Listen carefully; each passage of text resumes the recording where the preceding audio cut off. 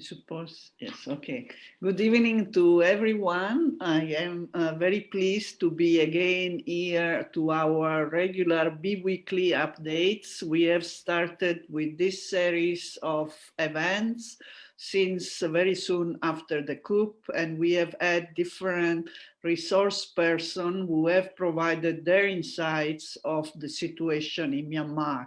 We do this in the belief that it remains extremely important not to lose the focus on Myanmar and on the atrocities that are daily being happening there, in spite of the scarce, I must say, attention of international organizations and the worry of many of us. Still, the situation in Myanmar seems not to be coming to a quick end. So it's important that all concerned actors remain paying attention to what is happening. And one of the best strategies is to be informed. And we hope and we can be informed by talking to people that have done this kind of work of paying attention to what is happening in Myanmar since many decades. And one of those is Debbie Stothard. She's the director of ALTSEAN-Burma, and she is an activist as well as an expert on what is on democracy issue related to Myanmar and much more, ASEAN more broadly and much more. So without further ado, as usual, I will give the floor to her for about 20 minutes, and then we will have question and answer with the public. I forgot to introduce myself, but I think by now you know me. I am Sciortino. I am the director of SEA Junction, and SEA Junction is a platform focusing on Southeast Asia, located at the Bangkok Arts and Cultural Center. Debbie, please. Thank you, Leah. Good evening to those of you in Asia. Good afternoon to those of you in Europe, and good morning to those of you joining us from the Americas. I just wanted to start by sharing just one slide. And let me see. Oh, okay, this is off center. Let me just work that out. Oh, okay. So can you see the slide? Yes, do you see a map? Yes.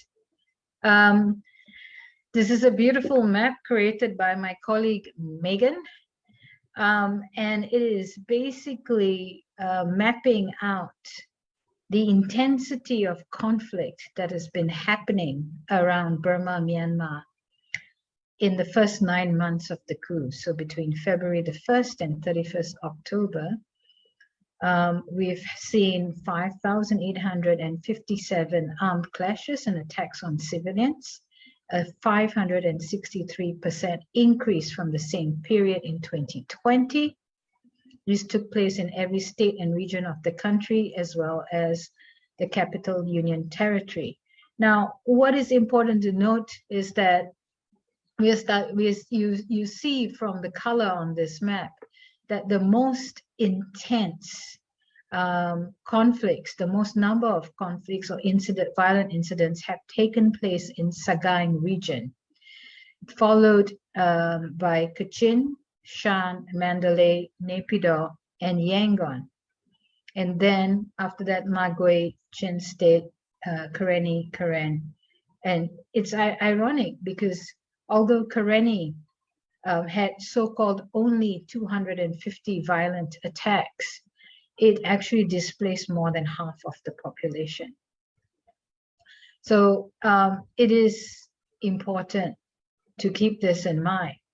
But what was particularly shocking and surprising to me during a random conversation yesterday, I asked one of my colleagues, can you please look up the conflict data for other conflicts happening around the world that have come to the attention of the UN Security Council? For the same period between February 1st and 31st of October, what we found is that Myanmar wins the silver medal of conflict of the conflict Olympics, because the number of incidents, violent incidents affecting civilians was higher than Syria,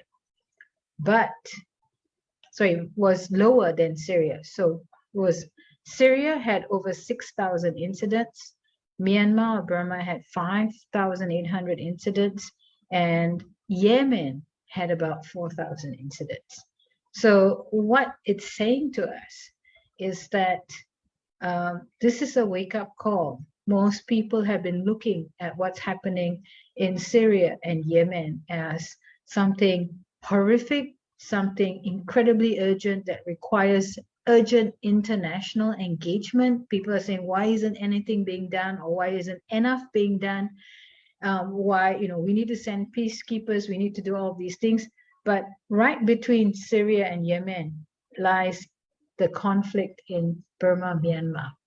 So I think it's a wake-up call for us to be not so complacent. This is not your run-of-the-mill internal conflict. This is actually, for those of us who've been saying these are war crimes, these are serious international crimes, these are atrocity crimes, crimes against humanity. Even UN experts have already started to call it this, use these descriptions. It is true. It's not rhetoric. So we'll be coming out with some more information and with precise numbers later on. And so you got to watch this space and hopefully help the rest of give the rest of the region a wake-up call. It is no longer time we can no longer afford to be complacent. And, we talked about Sagaing having the largest number of violent incidents. And I wanted to share this picture of my friend Aku. Aku is director of Women for Justice, which actually did a lot of work, a lot of effort and a lot of work, activism in Sagaing, to combat impunity for sexual and gender-based violence against women and girls. Now, Aku was in the city of Calais, just down the road from the venue where we actually had an atrocity prevention workshop a year before this incident. And during a lull in the protest, when people were going home for lunch, she was shot dead by a sniper. Aku is one of at least 82 women confirmed as having died at the hands of this military junta. I'm talking about Aku because tomorrow is the International Day for the Elimination of Violence Against Women.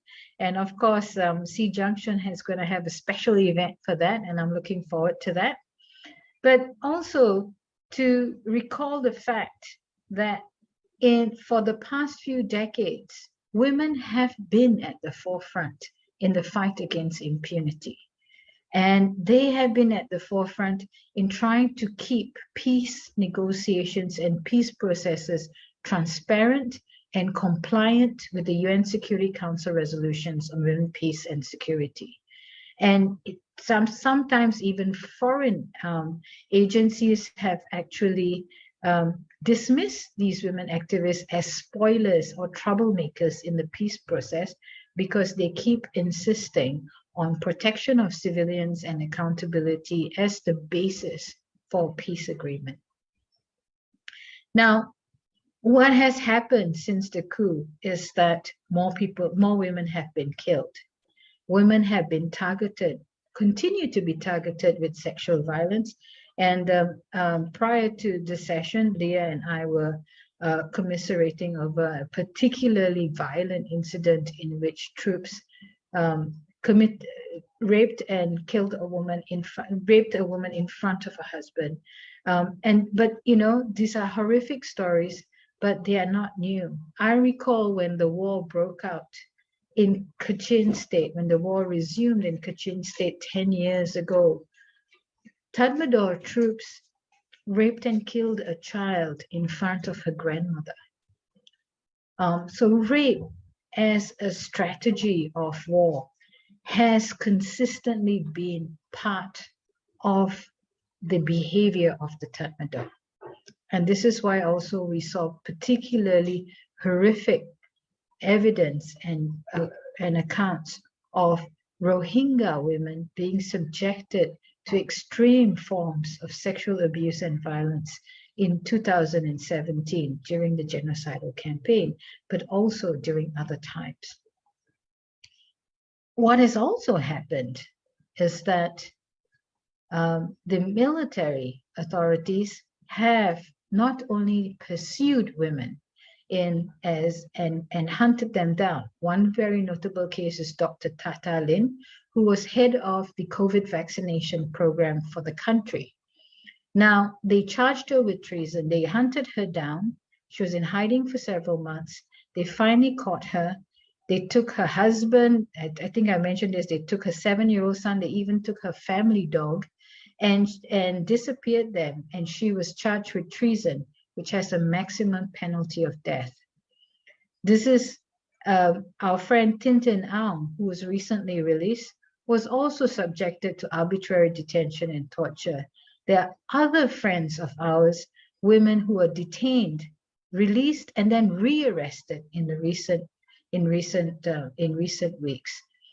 And those of, we used, before the transition happened, we used to call the Tatmadaw an equal opportunity violator,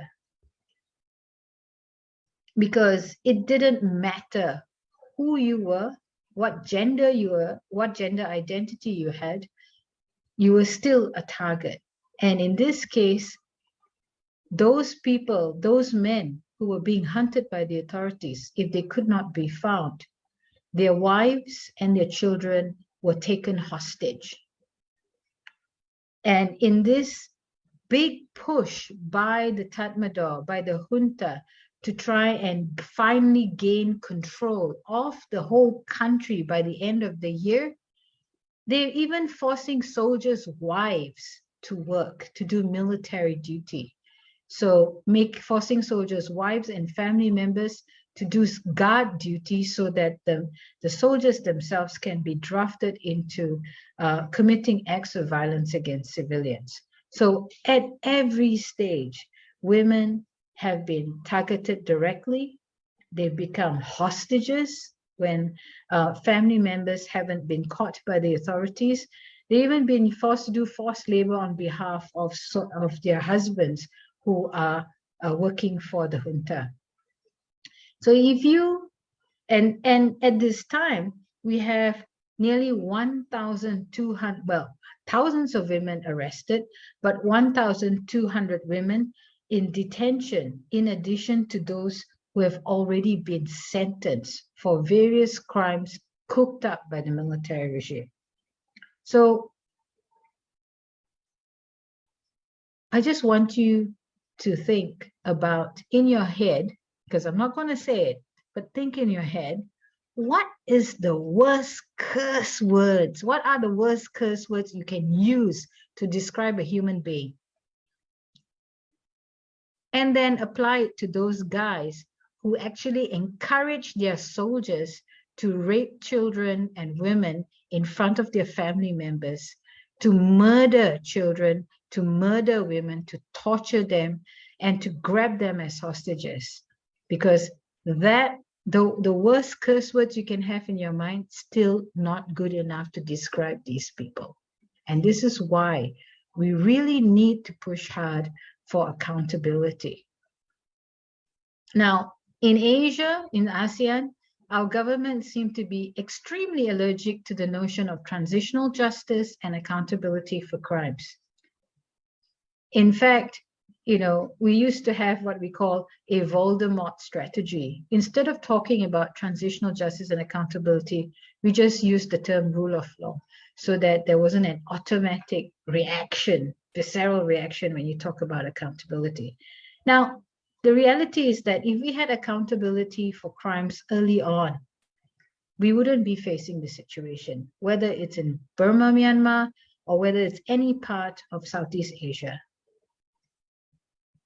And we do need to actually, if you're really serious about reducing violence against women, seeing as how tomorrow is the day for the International Day for the Elimination of Violence Against Women, and how the UK has already recommitted itself to fight violence against women, and various other governments around the world, all represented on the Security Council, keep talking about ending violence against women.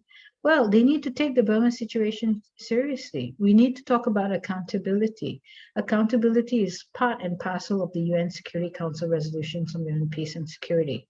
So, you know, this fight, when we look at the fact that 60% of women protesters resisting the illegal junta and resisting the coup were women, and still are women, including young women. We know that that fight is based on their understanding that their fundamental survival as women is at stake. We know that they are not willing to relinquish their freedom, and they have been so creative in trying to subvert cultural restrictions, such as restrictions on the sarong. In Burmese society, what a woman wears below the waist is considered spiritually unclean.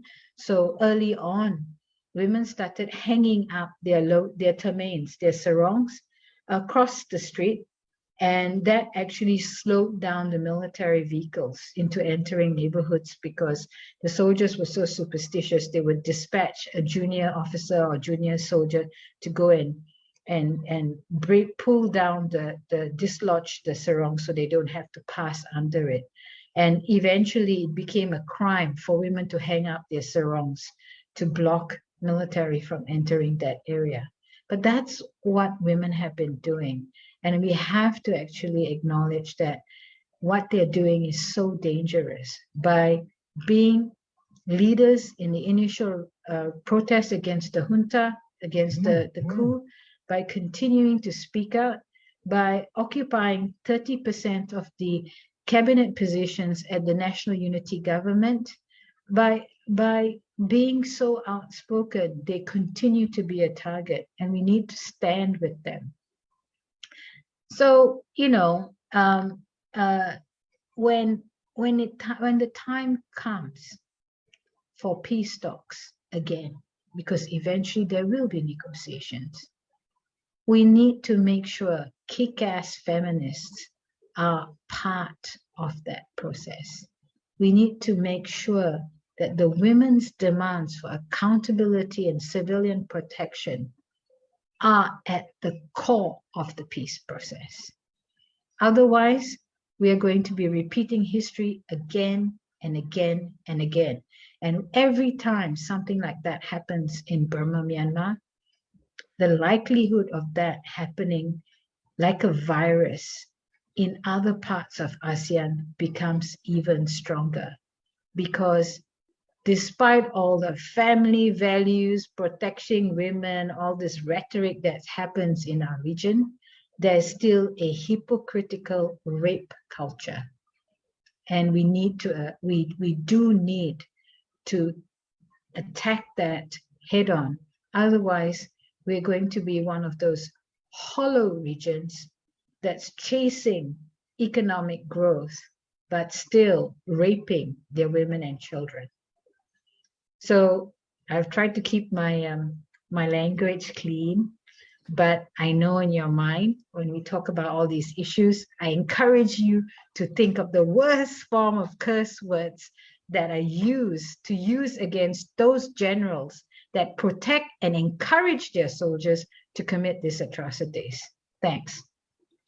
Thank you, Debbie. So as you can see, she is trying to behave when compared to the previous B-Weekly, when some words were coming out of her mouth. Some people enjoy it very much. So others, I think, were a little bit more surprised, taken by surprise. But I must say I have received quite some positive comments also about the spontaneous expression of frustration with the situation and with the atrocity that are daily being committed, and we seem unable to stop.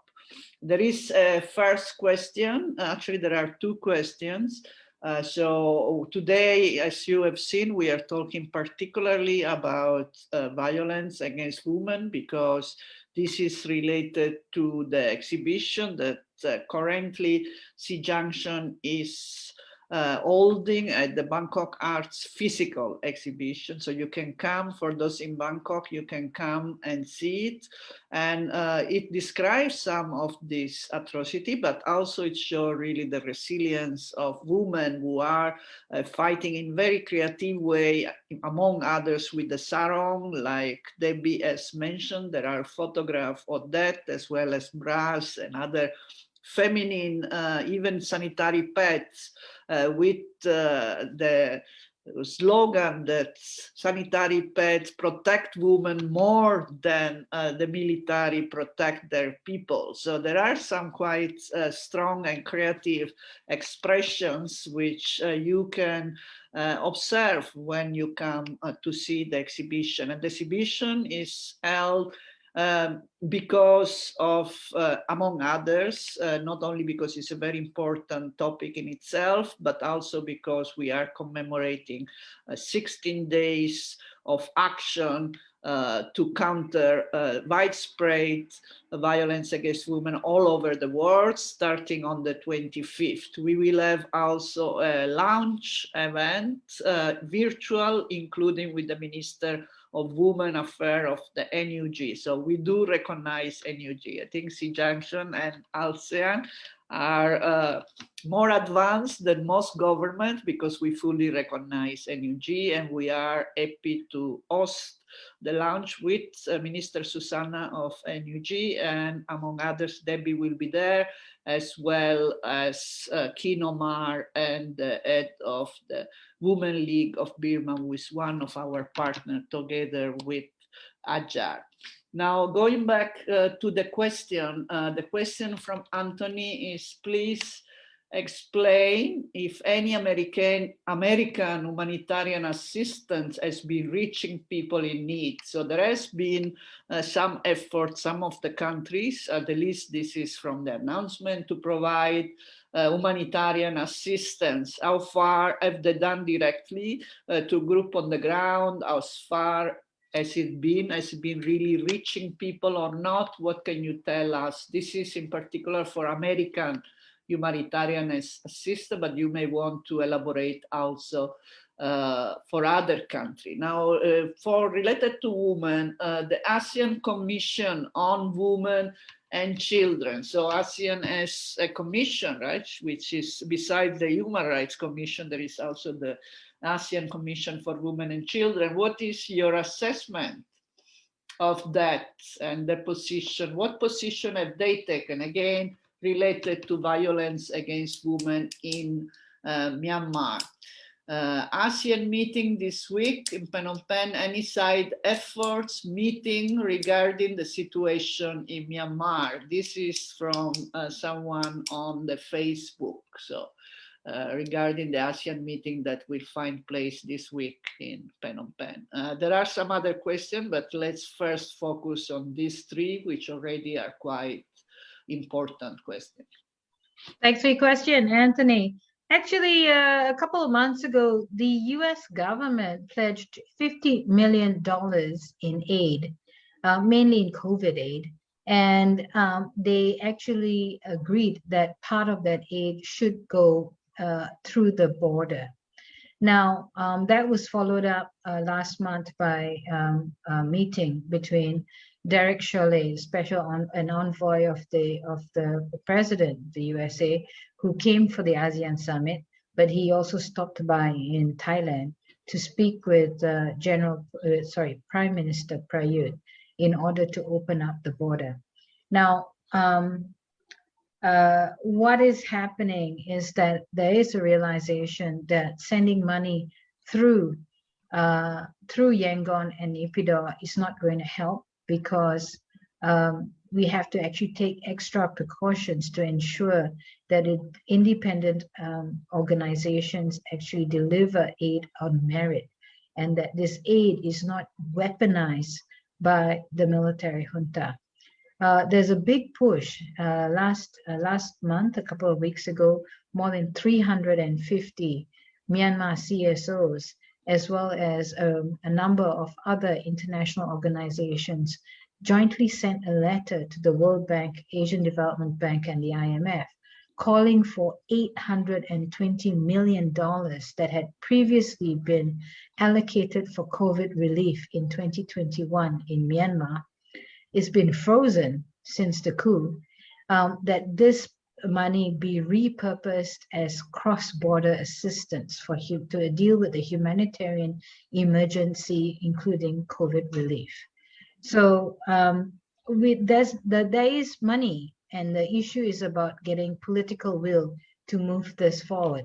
At this point, we need to understand that for decades, there have been ethnic social services, health organizations, and educational organizations operating in the ethnic areas, mostly conflict-affected areas. They've been operating for decades, and they are effective and they're organized.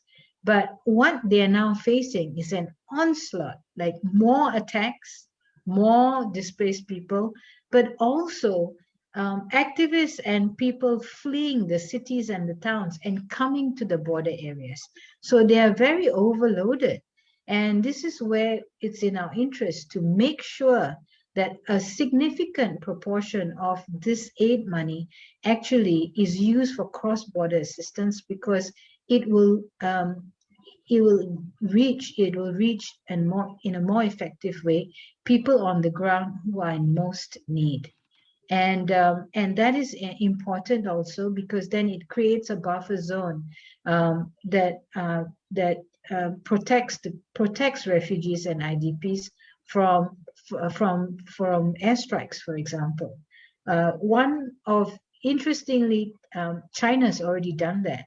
China's Red Cross has been sent to Kachin State and Shan State in rebel control, ethnic armed organization control areas to deliver COVID vaccines, because China recognized that it's in its interest to have a COVID-free buffer zone on its border with Myanmar. And what the local organizations are actively cooperating with China Red Cross, because you know why? They know if China Red Cross is in the area, the Tatmadaw will not launch airstrikes in that area. So it's actually to their advantage to have the China Red Cross there.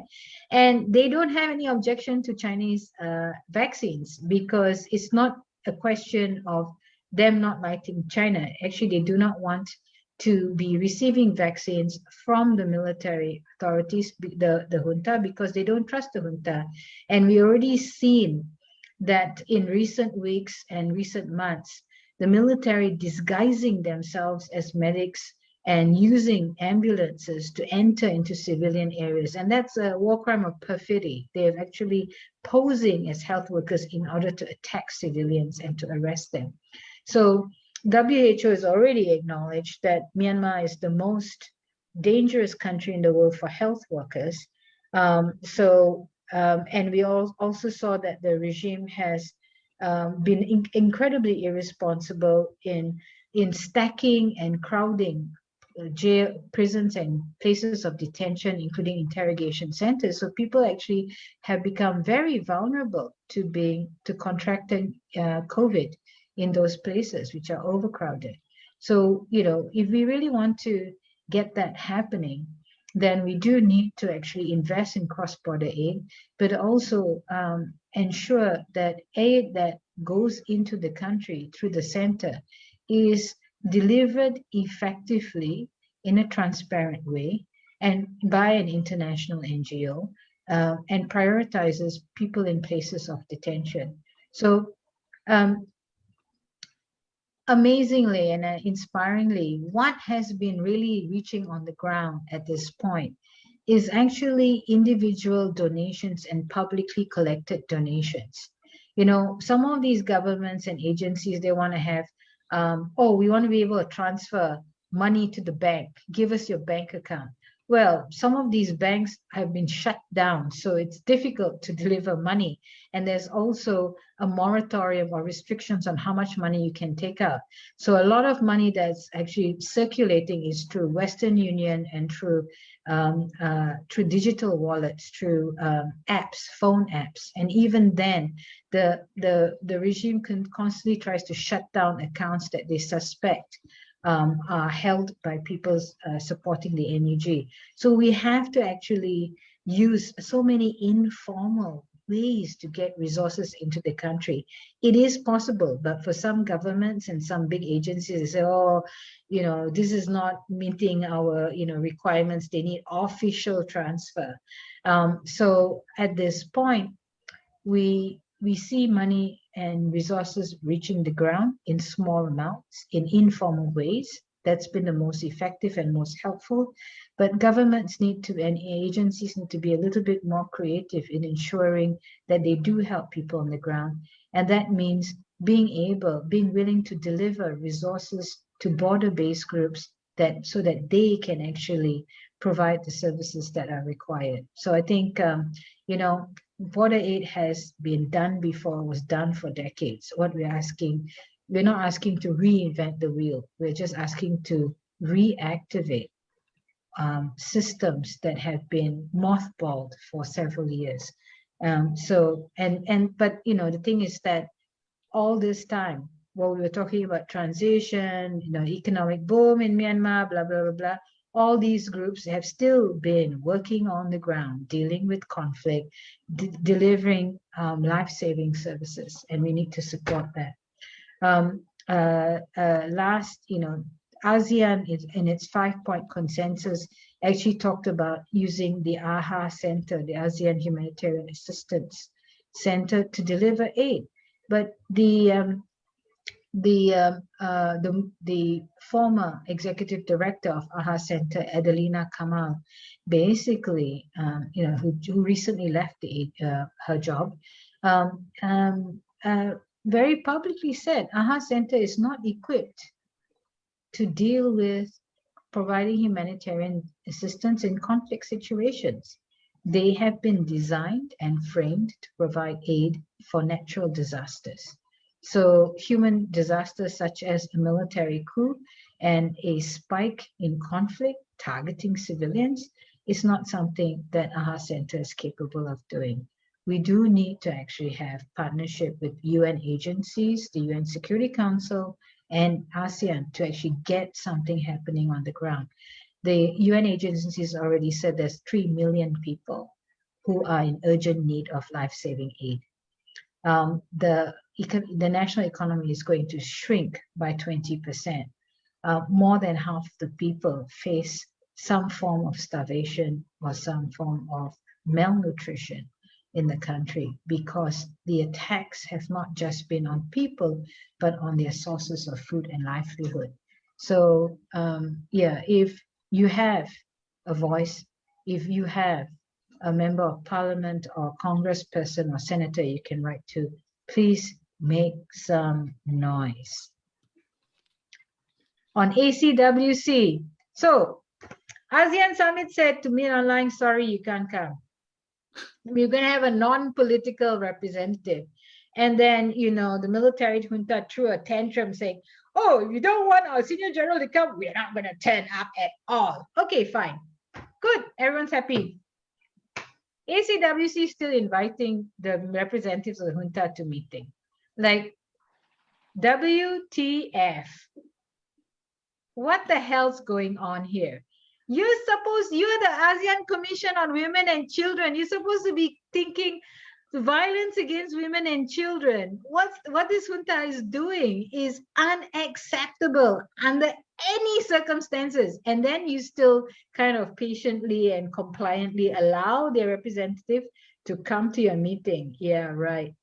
I think ACWC got burned. A lot of people were really angry with them for this massive failure of principle And I think they're going to have to actually redeem themselves.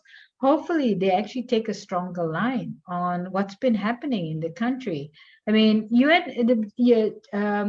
UNICEF and other agencies focused on child protection have already clearly said that a disproportionate number of children have been killed by this junta. And these were not children who were standing in the street. These were children who were sitting on their father's lap at home, or who were playing in their garden, or, you know, they were not anywhere near a protest, and yet they were targeted and killed by the military's, the junta's troops.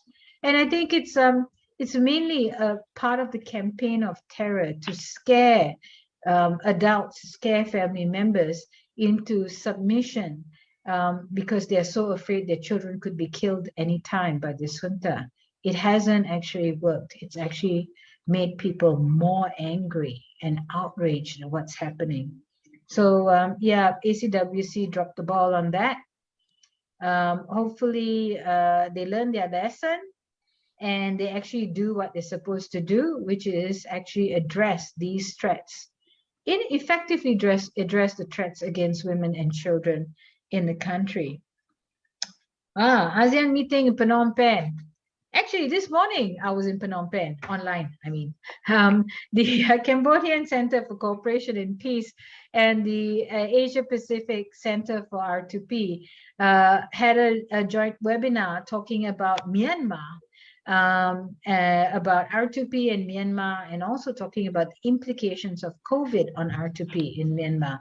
And we very strongly, I think the consensus was Cambodia needs to lift ASEAN's game. You know, we have Cambodia as coming as a chair. Cambodia has itself had dealt with the legacy of intense conflict, of genocide, and the decades of aftermath, and they understand what it's like. They've also worked with a range of international agencies to try and address the root causes. And I think Cambodia is ideally placed to try and facilitate some type of process that will focus on the protection of civilians in Burma. To be perfectly honest, Brunei was a bit clueless. I mean, they haven't dealt with this type of crisis before. They were supposed to promote dialogue, but then they didn't know how to dialogue with the NUG or other stakeholders. So they weren't actually showing good example. If you're telling the military junta go dialogue with all the stakeholders, and you yourself don't dialogue with the other stakeholders, then you're just showing yourself to be clueless or not even committed to those principles in the 5-point consensus.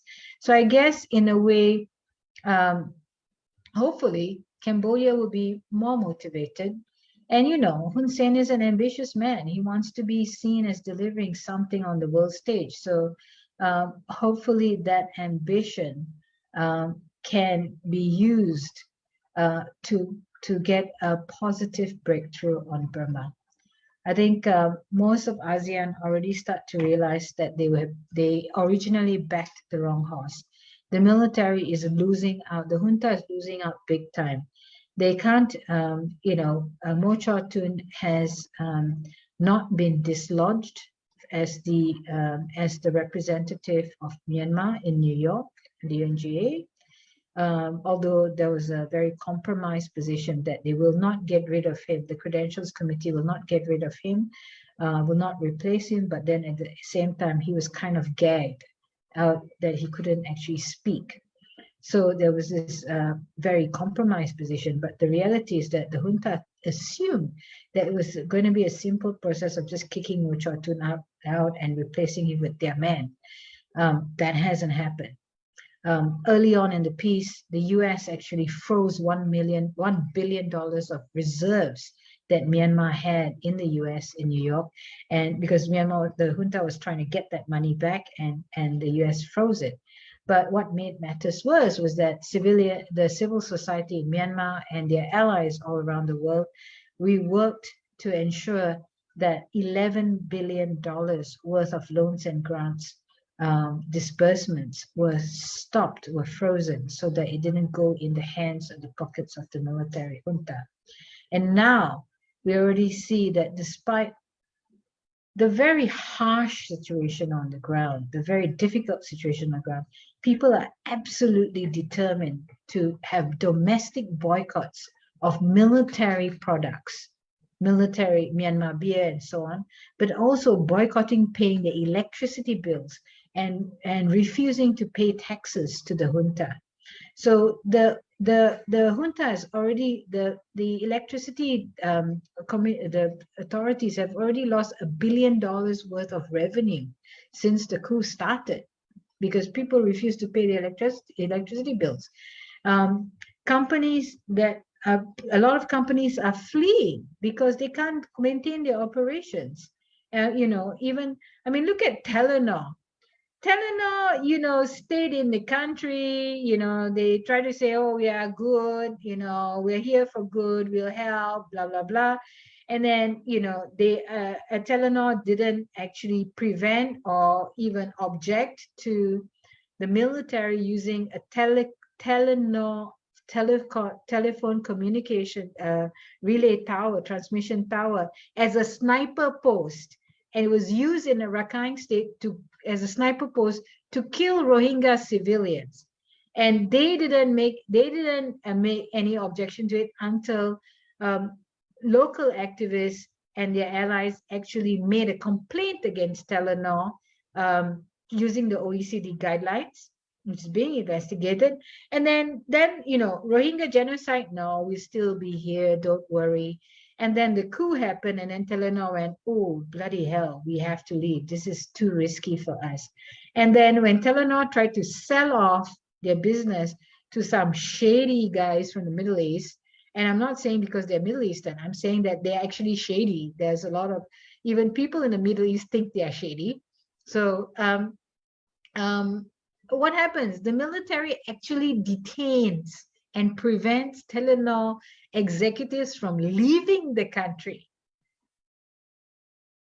So, and why? It's a shakedown. They want Telenor to hand over part of the business directly to military people so they can own part of Telenor's holdings in the country rather than selling it wholesale to these other guys who are not known to be particularly committed to human rights due diligence. So I think when we look at all of these things, we can understand that the junta is not making the money they thought they would. Those military leaders who joined the military, the Tatmadaw for economic opportunities, are starting to feel a lot of pain, and serve them right. So, okay. That's the thing that ASEAN's starting to realize. Okay, these guys can't stabilize the situation. They're actually draining the regional economy. Maybe we should go talk to the NUJ. Maybe we need to find another way. Okay, so this fits very well with the next round of questions.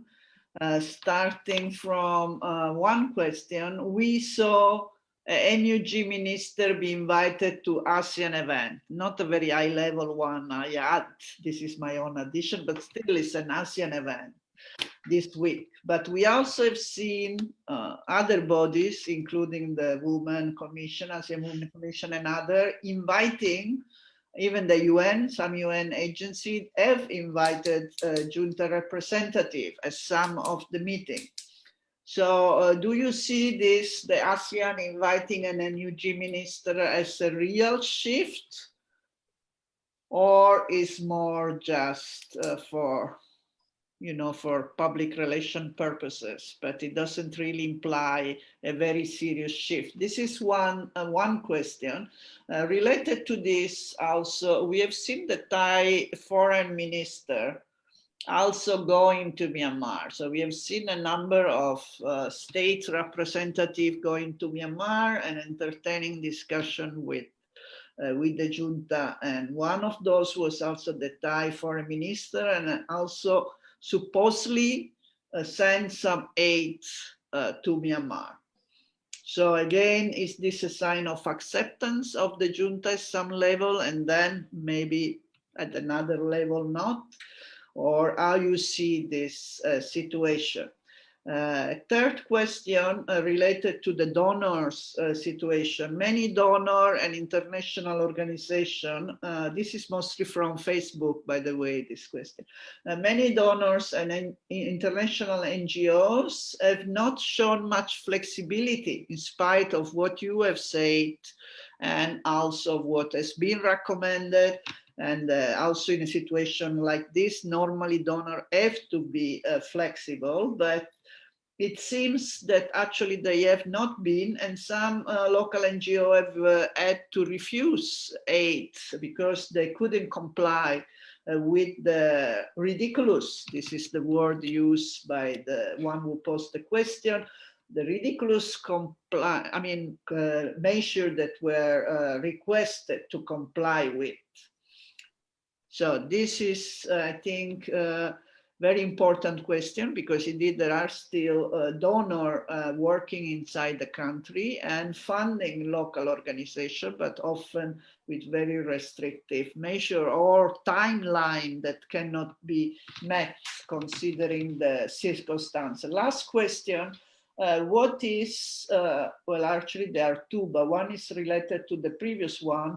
Again, how can people prevent the junta from getting legitimacy? So this is all related, right, about the fact of inviting or sending representative, and what can we do to avoid that as the junta receive that kind of legitimacy. And the last question, what is your opinion of UNCT, United Nations Country Team? What can you tell us about? With this will be the last round of questions.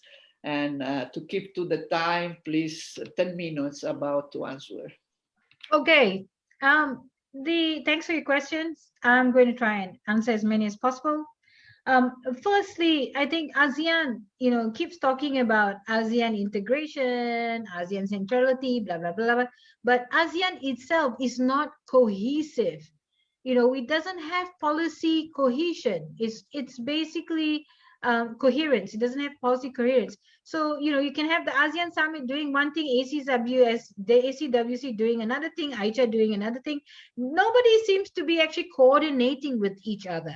So, the ASEAN tradition of policy by statement is actually is starting to show its failings. It's starting to expose ASEAN for its failings. So, policy needs to be comprehensive and needs to be coherent. And ASEAN is not being coherent in this case. So, and the regime then can see that they can even play a divide and rule game within ASEAN, because ASEAN is not actually being systematic in its approach.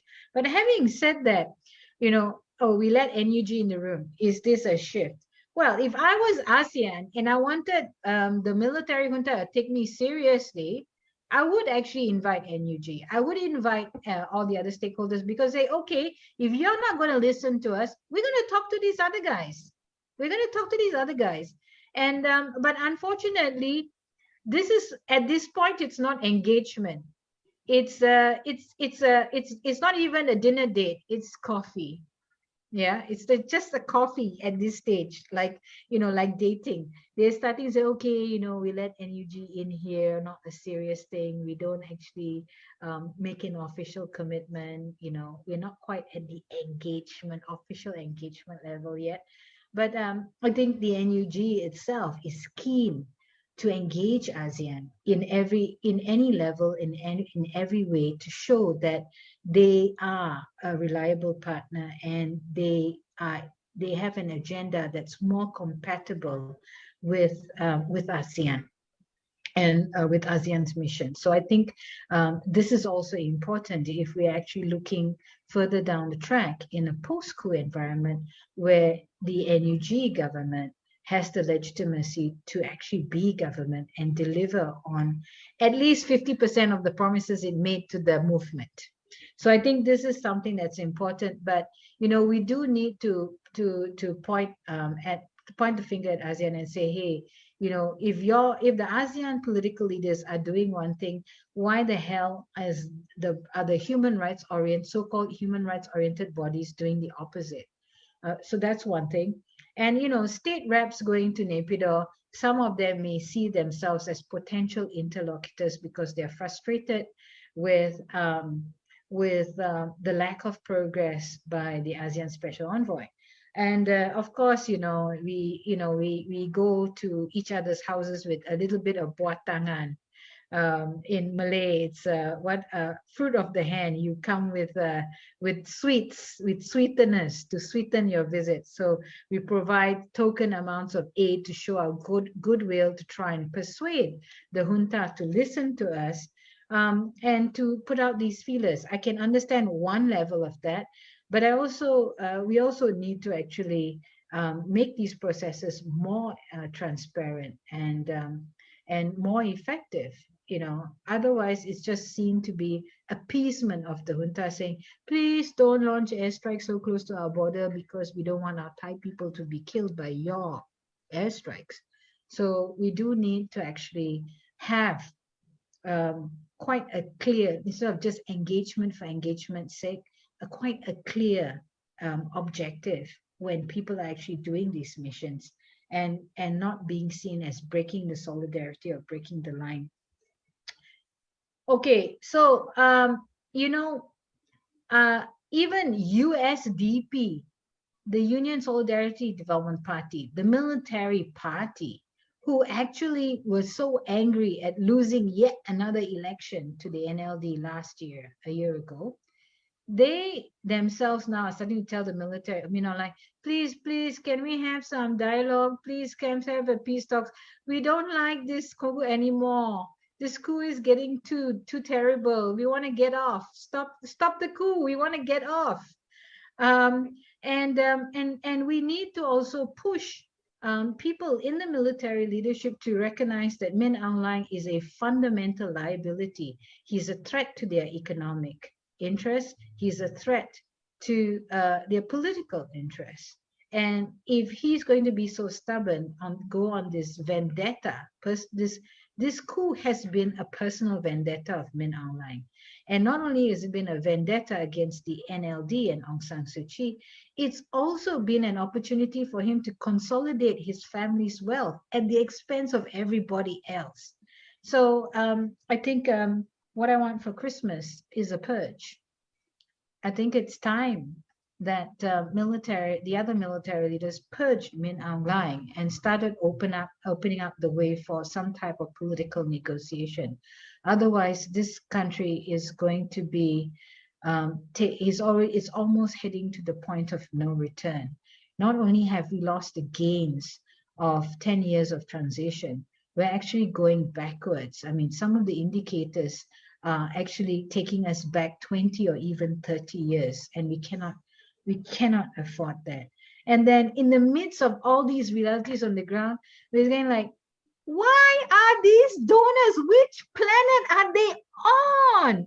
Come on. You want to talk about do this way, you know, get us receipts for everything, follow the strategic plan or the log frame or the blah blah project plan, while people are dying left, right, and center from conflict. They're being dragged to prison.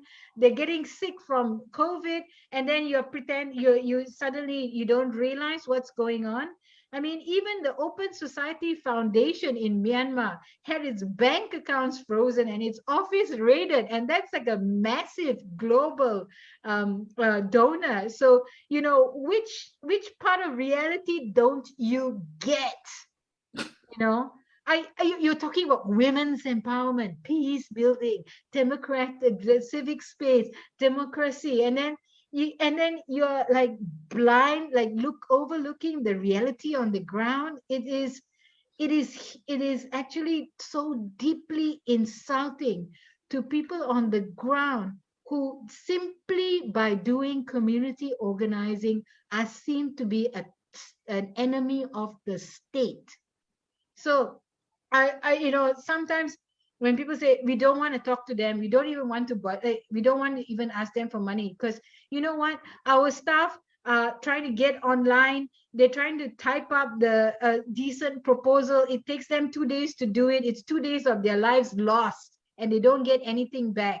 So don't even try. And this is what is happening. I think donors need to actually start getting real. Sometimes it's not about giving people vast amounts of money. It's about actually being more flexible and, you know, giving smaller amounts of money in a more flexible way. It keeps people alive. It keeps them at their work. If, you know, I think we need to actually start realizing that if you don't help grassroots activists now on the ground, and then you come back later when the coast is clear and say, oh, here's millions of dollars or hundreds of thousands of dollars to contribute to women's empowerment and democracy and blah, blah, blah, you are a bloody opportunist. You don't deserve to be in that position of being a donor. Don't claim that you're helping the community. Not going to talk about UN's country. No swear word. Let's move on. Okay, let's move to the next question. That was about the about at least the UNCT, United Nations country team. What is your view of that? I'm not going to say anything at this point. No comment. No comment. So we leave it for the next. You have 2 weeks time to think about. If so, we still, I mean, there was and to find some polite descriptions. Okay, so it's better you take 2 or 4 weeks even.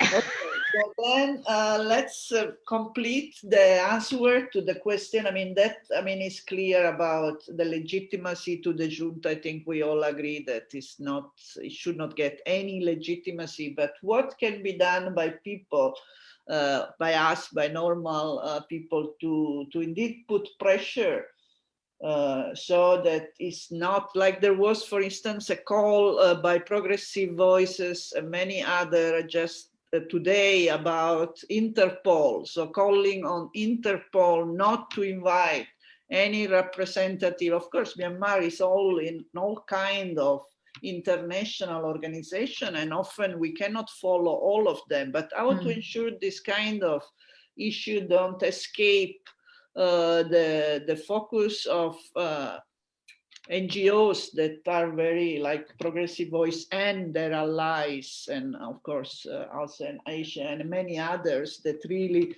pay attention to this kind of how to ensure this kind of organization do not invite any kind of level of junta people, SSE. I think what is very clear is we are benefiting from many decades of solidarity. There's a very vibrant and committed kick-ass network of activists who coordinate with each other on the situation in Burma and who are absolutely committed to denying the military junta legitimacy, revenue, and means to continue operating. So I think, and also very committed to ensuring that there is accountability for their crimes. So I think Progressive Voice is at the lead, and a number of other organizations working very closely together across the globe, across very diverse, many time zones. And I think this is really exciting. I mean, in the room here, I can see a number of people, including Zunling, who is like, sorry, that's my alarm, and now I have to actually find a way to turn it off.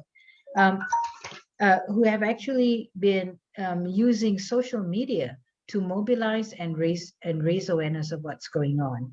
So, you know, the movement is much more powerful than it has ever been. The allies of the movement in Burma are extremely committed and organized and know how to work with very few resources. So I think, you know, when I think about what happened in '88 and how long it took for the global community and global activists to challenge the legitimacy of the military junta in Burma after 1988, What we saw here is it's a matter of days. Yeah, we were able to do in a matter of days what took several years back in 1980, after 1988. So I'm optimistic. I know that we have new blood and new energy in this movement, and that actually gives me more energy to keep on doing this work. And so I think, you know, we have to have the long-term view. We've been very effective in raising awareness.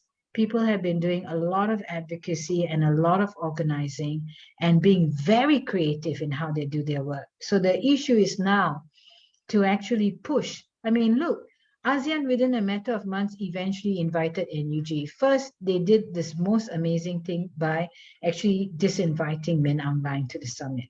So we can already see ASEAN has been forced, actually since the 90s, ASEAN has been forced to change the way it operates in bits and pieces because of what's happening in Burma. And we've seen like the UN refused to dislodge Chom Otun just because the junta wanted this done. We've seen some of these things happening in very surprising ways. So I think, you know, it's because people don't give up, that people know, even as individuals, they have the power to contribute to a shift in opinion and a shift in policy. So everyone, you know, whether you're writing a letter or tweeting, go harass the junta, go harass your government and say, hey, what are you doing to recognize the legitimate government of the country, and what are you doing to distance yourself from this illegal junta? Not only is it illegal under the law, not only is it illegal in all ways through its behavior, but it actually also doesn't have control of the country. Okay, so with these words, unfortunately, we have to bring this 15 bi-weekly update to an end. We actually had another question about, and this we keep it for the next time, how has the UN Office on Human Rights intervened to address the persecution of women in Myanmar? Have they done anything? And I had my own question about what you think American has given to the junta to get the journalists free. But for this, we will have again to wait for 2 weeks from now.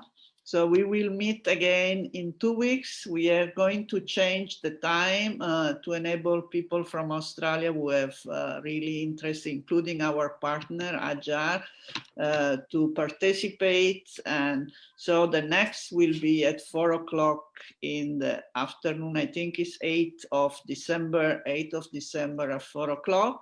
But I hope to see you all, those who are in this Zoom and the many more that are on Facebook, to please attend tomorrow event at 5 o'clock in the afternoon. We have now shared again the information about the virtual launch of the Women Out of the Street for a New Burma. This is the title of the exhibition.